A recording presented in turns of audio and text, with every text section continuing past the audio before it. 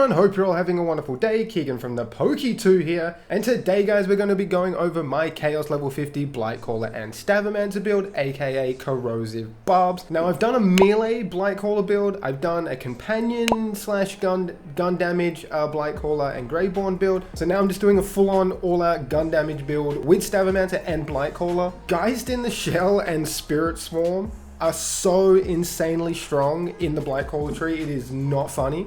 And if you can tell in the intro, we will be using the Barbaload necklace, hence the corrosive barb section is because we are using the Barbaload necklace. This build utilizes gun damage and it also utilizes a lot of status effect damage. So it's a lot of fun to play. You absolutely cheese a lot of enemies. You can nuke a lot of bosses really quickly. So let's not muck around, let's just jump straight into the skill tree, guys. Okay, first up, we are taking from the shadows. The only reason I am using from the shadows is because my last two Blightcaller builds have used Plague Storm, but you can use Plague Storm. I might show some clips now of me actually using Plague Storm so you can see it does work with this build. From the shadows is probably one of the strongest action skills that we have in Wonderlands.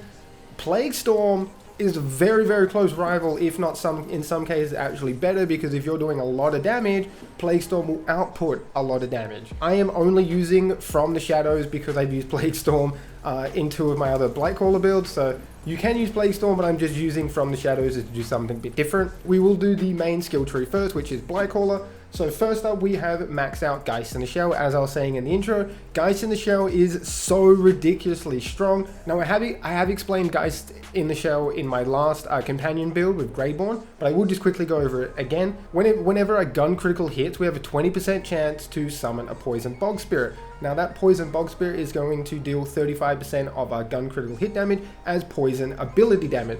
Now mind you, once we do the crits, the Bog Spirits then go through damage multipliers again, so ability damage, poison damage multipliers, all that kind of stuff. So you can get some insane damage out of Geist in the Shell. Now we are using a lot of Torgue sticky weapons, so we're going to be sticking the enemy as much as possible. We're going to get a lot of damage bonuses through the Torgue stickies and the crossbolts that attach to the Torgue stickies, so we can get an insane amount of damage out just using the Torgue sticky weapon, which means Geist in the Shell is just going to hit that much harder. Geist in the Shell is just probably one of the strongest tier 1 skills for a gun damage build besides Faithful Thralls. We are putting 2 points into Wraith Mail because this build does not really have any survivability besides Wraith Mail. When we get a kill, we will be replenishing 14% of our ward, which is actually pretty good because we get killed very quickly with this build, whether it's with Geist in the Shell, your weapons, or Spirit Swarm, which is something else I will talk about. We are also maxing out Active Decay. We are putting 5 points in Active Decay. The only reason we're maxing out Active Decay is we are using a donkey, which only comes in poison damage, so Active Decay is going to boost that. We are maxing out Hex Machina. Hex Machina is really good for any gun damage build. Pugly has mentioned this in a few of his Blightcaller builds already. We get 15% increased fire rate, but when you switch your weapons, this effect gets doubled, so you essentially get 30% increased fire rate. Very nice. I usually like switching between the Ludite and the donkey just to give the donkey even more increased fire rate. It does increase with fire rate the more you shoot it, but Hex Machina is just fantastic for all gun damage build. I highly recommend you guys try it out. We are also putting 3 points into Flawless Edge. This is mainly just a filler. We could have put 3 points into Amped Up, could put 3 points in the Worst Curse, could put 3 points in the Frostbite, but I think just having the 18% increased damage dealt while our ward is full, which we can kind of keep our shield full as long as we're not taking damage while we're in From the Shadows. As long as I'm dodging stuff, you won't be taking damage. You're not invincible in From the Shadows, but as long as you can dodge the enemy's attack, you will keep your shield full. I feel like Flawless Edge is just really good to take because we are getting that extra 18% damage dealt. We are taking 1 point to Bog Down. Whenever we deal non-status effect poison damage, we can soak the target. Now we are always going to be doing poison damage, whether it's with Geist in the Shell or whether you're using the donkey. I do like using the donkey with Barbaload because then it ricochets everywhere.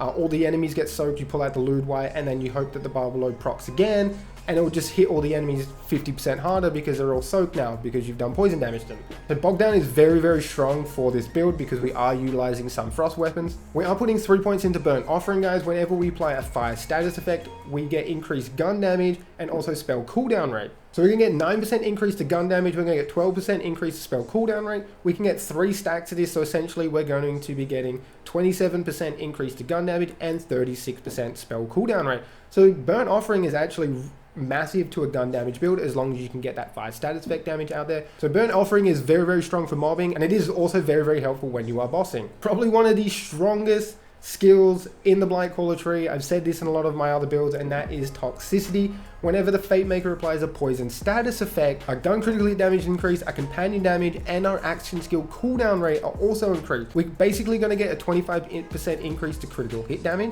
We're going to get 36% increase to companion damage, which is going to apply to our Spirit Swarm, which is huge. We're also going to get 36% increase to action skill cooldown rate. So you can get From the Shadows and Plague Storm back insanely quick just because of toxicity and our extra points into attunement. And we are taking the capstone, guys. This is the star of the friggin' show.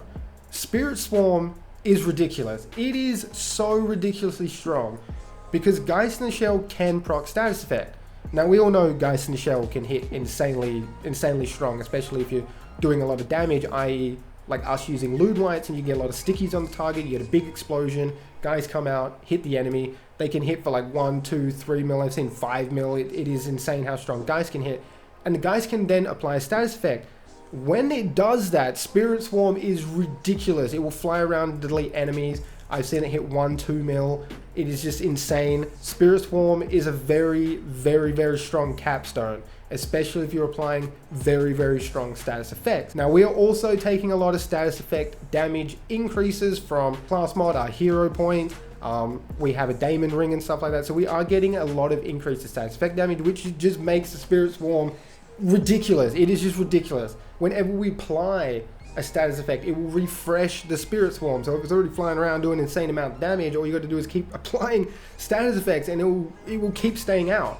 And if you apply a stronger status effect, so you see it change from like poison to cryo, that means you've applied a stronger status effect and it's going to refresh the full duration of Spirit Swarm. You can keep Spirit Swarm out the whole entire like chaos room. It is just nuts, and it will just fly around and delete enemies for you. So that is why we're using Spirit Swarm. Spirit Swarm is very, very strong. Now, moving on over to the Stabbomancer tree, we are maxing out Arsenal. The spell damage is kind of nice because we are using Love Struck Bow, and they do scale off companion spell damage. But the main thing we want is the 15% increase to gun damage. We are putting 2 points into haste. Now, we are going to get 8% increased movement speed. This is really just a filler to get us down so we can grab Contagion. Whenever we cast a spell, we are going to get double the bonus. So we're going to get 16% increased movement speed and 16% melee attack speed. Don't really care about that. The movement speed is very, very nice because the faster you move, the more you can dodge that damage. Moving on over to Potent Poisons, we are maxing out Potent Poison because obviously this is a status effect damage build. So obviously taking more status effect damage and more status effect duration is just going to be primo, absolute primo. Potent Poison, very, very nice. And next, guys, we are going to be maxing out Exploit the Weakness. Now, because of the way Contagion works, we are going to be able to apply all status effects at some point or another. So we are going to be getting 50% increased damage dealt through Exploit the Weakness, which is very, very, very strong. That is a global damage multiplier as well. Now, next we are maxing out Contagion, guys. I'm going to say it again. Contagion is very good for a status effect damage build. There you go. I probably said that about 10 times in this video already. But yes, Contagion, whenever we apply a status effect, there is a chance it's going to spread to a nearby enemy. And if there are no enemies nearby, apply a different random status effect to the initial target instead. So this is kind of how we're going to get the extra status effect that we are not able to apply. So with this build, we're able to get 4 out all the time. We're going to be using Contagion to try and get that 5th status effect, whether it be lightning or dark magic, depends which way you want to run this build. But yeah, Contagion is going to be the way we get that extra status effect out. Because we have the extra 3 points in here from the class mod, we have 48% chance for it to spread or create a new status effect on the target with no enemies nearby, and it's going to be 50% of the applied status effect damage. Now that doesn't actually change with the extra points in Contagion. The only thing that changes is the spread chance. So really, because we have 3 points into Contagion, you could kind of play around and maybe put 3 points into Sneak Attack so you get like a little bit extra crit hit damage. Because I didn't mention this, but the more crit hit damage you have, the stronger Geist in the Shell is going to be. That's why we're using Torgue Stickies, like I said. So you could use Sneak Attack to get an extra 9% critical hit damage if you really wanted to. But I just put the extra 3 points in the Contagion because 50% spread chance on a status effect is very nice. As basically it for the skill tree, guys, we're going to move over to the hero points. Now, pretty standard, we are going to be maxing out strength, and we are going to be maxing out wisdom to get a lot of crit hit damage. More crit hit damage means Geist in the Shell is going to hit harder, and the more status effect damage means Spirit Swarm is going to hit harder. I have also put the rest of my points into attunement.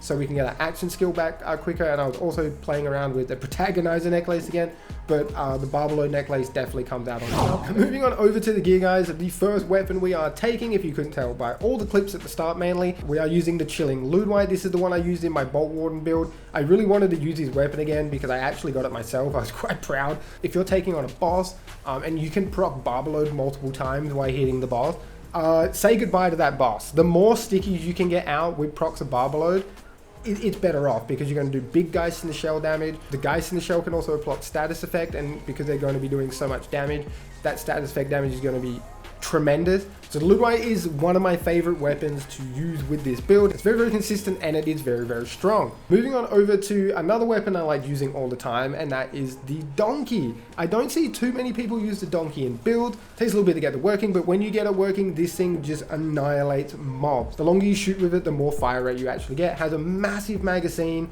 You basically don't have to reload as well, because when you do proc Barbaload, it does restore a portion of your magazine back. I also have another option for you guys if you guys don't want to use the Donkey. The Donkey is a lot of fun, but the Vengeance of Payoff is just nuts with this build. It is so strong with from the shadows. It is ridiculous. This is mainly a bossing weapon though. I feel like it's just a bit slow for mobbing because you're going to shoot all the stickies out. Usually it takes a while to shoot the whole magazine out, and then you got to wait for all the explosions to happen. That can take a bit too long for my liking. The Donkey definitely is a lot quicker, but the Vengeance is a lot stronger. It's a very, very strong option if you don't want to use the Donkey, but I do prefer the Donkey because it's got a lot higher fire rate. It does damage instantly. I don't have to wait for the Torque stickies to go off. But I just wanted to throw the Vengeance in there because it is a new AR that we did receive with DLC 4, and it is quite strong. Now, so I didn't mention the enchant on Ludwite. I am just taking on Spellcast increased frost damage because it's the Frost Ludwite. And then also I've got on, for the Donkey, I've got on Spellcast increased poison damage because it is a poison weapon. The next weapon, I don't really use the Sword Explosion. The Ludwite for me is better. It's quicker to reload. But if you don't have access to a really strong Ludwite, Sword Explosion is your next best bet. It's going to shoot Torque stickies out, which do proc off Barbaload, even though it's like stuck sword, it doesn't matter. The Sword Explosion still procs Barbaload. Very, very nice. So you can get some massive Sword Explosion magazines out, and you just know it's just going to pop all the enemies. But it's just a little bit slow, so I do like using the Ludwite. Plus, my Shark's Bane does give pistol critical hit damage. That's probably the reason why I'm using the Ludwite just a little bit more. But again, I still use the Sword Explosion. Thought I'd just like to throw it in there. Another very strong weapon for this build is the Ruby Spite. I'll probably show a few clips now of the Ruby Spite just annihilating everything in the Chaos Chamber, as well as some bosses maybe. I think by now most people know how the Ruby Spite works. If you guys do not, you have to toggle the second firing mode. Always look for something on the gun so you can tell that it has switched into the second firing mode. While you're in that second firing mode, as long as you get a kill, you will activate the Ruby Spite's smart tracking dart. So now you can shoot anywhere and the darts will always track towards the enemies, and because we're using Barbaload, it's going to be ricocheting everywhere. The fire rate's insane. You're just going to walk through Chaos Chambers with the Ruby Spite. It is just ridiculous how strong this thing is. The only downside to the Ruby Spite is you need to get a kill with it to start activating smart tracking darts. Mind you, it is still very strong without that. And moving on to the melee weapon, guys. Now the melee weapon does not really matter. I'm only the Spellblade because it has on action skill start increased gun damage. That is really the enchant I'm looking for. Anything that's going to increase gun damage on spellcast, increase gun damage, or while action skill is active, increase elemental damage, something like that. We're not using a melee weapon. The melee weapon is just a glorified enchant at the moment because this is the gun damage build. We're not using melee, so do not worry too much about the melee. Just really get a melee weapon that's going to have an enchant that's going to benefit the build. Moving on over to the shield, guys, we are taking a body rune. This is how we're going to be dealing our fire status effect damage, so we can get burnt offering proccing all the time. Did mention that in the skill tree. So whenever we get a kill, we're going to restore 15% of our health. This is another way we are increasing our survivability with this build. And then we also get 20% bonus fire damage for a short duration. And this bonus fire damage applies to everything. It applies to Geist, I'm pretty sure. It definitely applies to Spirit Swarm. It applies to our guns, our spells, everything like that. So the effect on body rune is very, very, very strong. I do like taking the body rune. It's got a bit more capacity. We get a bit more survivability. It's just an overall very, very solid ward to take. And for the enchant, we are taking on spellcast increased gun damage by 30% for 10 seconds. Moving on over to the class mod, guys. Now, I did get this class mod from a legend in my Discord community. Shout out again to you, Call the Doctor. I really, really appreciate everything you do for this channel, my guy. Now, the miasmatic mail is going to give us 52% increase to status effect damage, and on kill, we will get an 86% increase for status effect chance.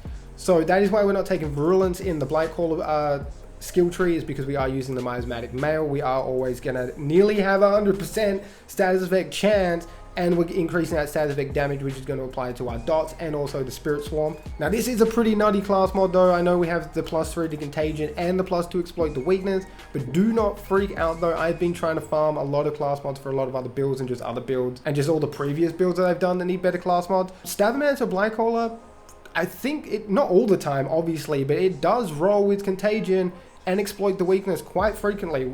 Getting the +3 and the +2 here obviously might take a lot of RNG, but you're always going to get +1 to Contagion, maybe a +2 pretty frequently, and you always get some love to Exploit the Weakness as well. So do not worry. I feel like maybe trying to get this on a miasmatic mail might be a bit of an issue. Just getting these stats on a Stabbomancer and Blightcaller class mod actually isn't too difficult, but yes, I know this is kind of nuts. I don't really have another class mod for this build. I just kind of wanted to do a status effect damage, and I feel like the miasmatic mail is the best. Again, you could probably also use a corrupted plate mail, getting that 30% increase of dark magic damage. You'd have another way to do like dark magic status effect damage. So maybe a corrupted plate mail might work. Again, I actually didn't test that out. I kind of only just thought of that now. So yes, the miasmatic mail, very, very good for a status effect damage build, and obviously Contagion and Exploit the Weakness is just increasing our damage potential even more.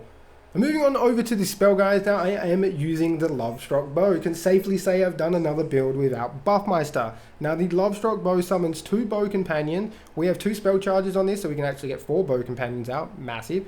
And they're going to be flying around shooting crossbolts out. Now those crossbolts are going to increase our damage by 4%, and they last for 6 seconds. So because we have 4 bows flying around, we can get max crossbolt stack up on the target quite frequently. I actually prefer the Lv.50 bow for mobbing. Again, it falls off very, very slightly compared to bossing. If you do want to have better bossing potential, you can still use a Buffmeister. The one I am using is a dark magic one with Pew and Kachow. Now, Pew is going to increase fire rate and our accuracy, so we can get out more Geist in the Shell, and then the Geist in the Shell are going to get bonuses for Kachow, which increases ability damage and ability critical hit chance. If you do want that slightly better bossing potential, the Buffmeister is going to be the way to go, but I actually enjoyed using the Lv.50 bow in this build, so I highly recommend you guys actually try that out. Try and aim for like a lightning or an ice one, because you are going to get bonuses from Bog Down. For the necklace, guys, we are using the Barbaloed necklace. Of course, if you couldn't tell, now the Barbaloed necklace attacks have a 26% chance to fire attached crossbolts off to other enemies. Now that is very vague. I know it says crossbolt, but it also works with sawblades, torg stickies, and also Executioner's Blade in the Stabbomancer tree. You can absolutely nuke all mobs with the Barbaloed necklace as long as you're taking strong like crossbolt, sticky, or sawblade weapons, because whenever you start shooting the enemy, it's going to start ricocheting all the sawblades, all the crossbolts, whatever you're using. It's going to ricochet them all around, and it's going to deal out the same amount of damage you're dealing to that target. So for shooting one target, you're shooting like 10 other targets basically. I know I have a 26% chance. You probably think that's very high. The Volatile and the Primordial, now Volatile has a 19% chance, although that's like 7% lower. It still procs quite often. I use that in my Bolt Warden build. The Primordial one has a 22% chance, and that still works very, very well. I do have my Primordial one here. The only reason I'm using the Ascended one is because I got it in poison damage, which is just insane. I've had this sit in my bank for a very, very long time, and then when I heard Blightcaller was coming out, I knew that this is probably going to work very, very well. But I was also trying around with like some other elements, like I had Dark Magic and I had a Frost one for Blightcaller. The Dark Magic one here is for Stabbomancer. Obviously the poison one comes out on top because it just makes the Geist and Shell just that much stronger. The ricochet and like the play the angle effects was still happening just as much with the Primordial and the Volatile as it is with the Ascended one. Again, it is still RNG at the end of the day, like that 26% chance still might not proc as much as you would like it to. Now last but not least, for the rings, guys, I am taking my Sharksbane ring here. I've used this again in a couple of other builds, I think. I'm not sure which one. I know I've had this for quite a while. We're getting a massive 52% increase, nearly 53% increase to gun damage, and it has pistol critical hit damage, which is just going to make the Ludwite that much stronger, the Geist that much stronger. So yes, this Sharksbane ring is very, very strong for this build. And next, I wanted to take something a little bit different. I did see Moxie use these rings in his Mr. Blightside build, and that is the Daemon rings. They just increase, these are really, really good for a status effect damage build, obviously, because they increase status effect damage, and they also give us a lot of status effect chance bonuses. Now, the main thing we want to look for on the Daemon Rings for this build in particular is fire status effect chance and also poison status effect chance. If you can get frost on the same card, that would be actually massive. We got lightning here, so it kind of works with our love struck bow, but fire and poison are the two main ones, so we can get burnt offering and toxicity. When we are afflicted with a status effect ourselves, this increases the ring's effectiveness by 50%. And that is basically it for the build video, guys. If this video did help you out, could you please leave a thumbs up on the video? It greatly helps the channel out. This build was a lot of fun to make. I know a lot of other people have done Blightcaller and Stabbomancer build, but I just wanted to do one myself. I haven't actually done just a Blightcaller gun damage build yet. I did do like a companion cross gun damage build, but I just wanted to do just a gun damage build. I might be working on a spell damage Blightcaller build soon as well, just trying to get a few pieces together to see if it actually works. I need to test a lot of other stuff out. And that is it for me, guys. Until next time, stay safe, peace out.